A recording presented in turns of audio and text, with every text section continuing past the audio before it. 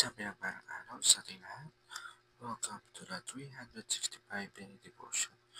Ngayong araw ay natako tayo sa ating panibagong topic ng ating devotion at ngayong araw ay tayo papatuloy lang ng ating seminary edition na patungkol sa Word of God. So mga kapatid, napaka-importante na pakinggan natin to dahil itong series na to, itong devotion na to ay di lang basta pagtuturo, pagbabasa ng salita ng Diyos, kundi ito ay makakatulong sa atin sa spiritual life natin, lalo na sa buhay natin, lahat ng aspeto sa buhay natin dahil siya ang Diyos ang kaugnay. Kung walang Diyos, wala tayo.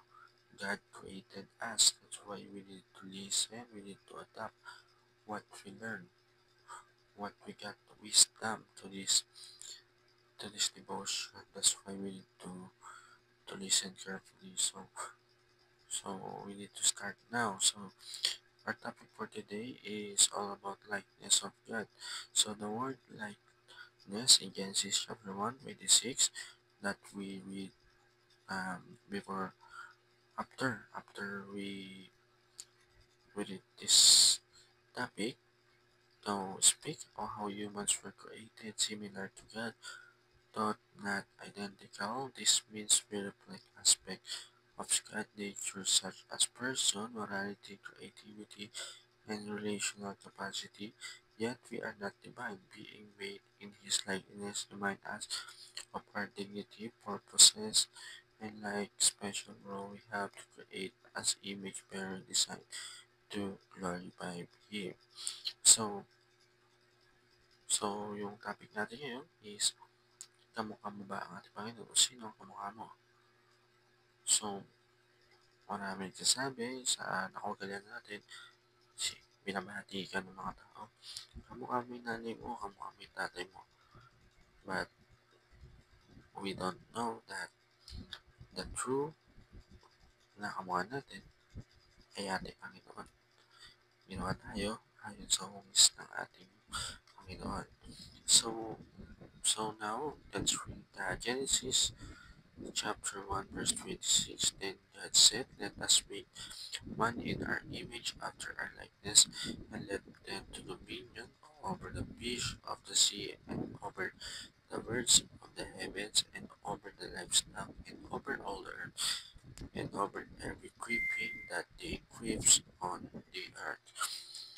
So, isa sa utos na ating Panginoon or nakalagay sa Bible is we need to be Christ-likeness. Paging katulad tayo ng Panginoon, hindi lang tayo kinait ayon sa hungis ng ating Panginoon, kundi kailangan maging katulad din tayo ng ating Panginoong Kristo kung ano ang ginawa niya. Alam naman natin napakahirap na ito, kaya nga meron tayong salita ng Diyos na nagtuturo sa atin, kaya nitong devotion na ito.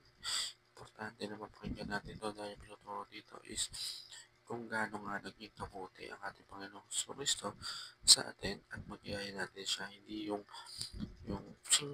magyaya mo na, kundi unti-unti na natin ito. Kaya, what does it mean to be made the likeness of God?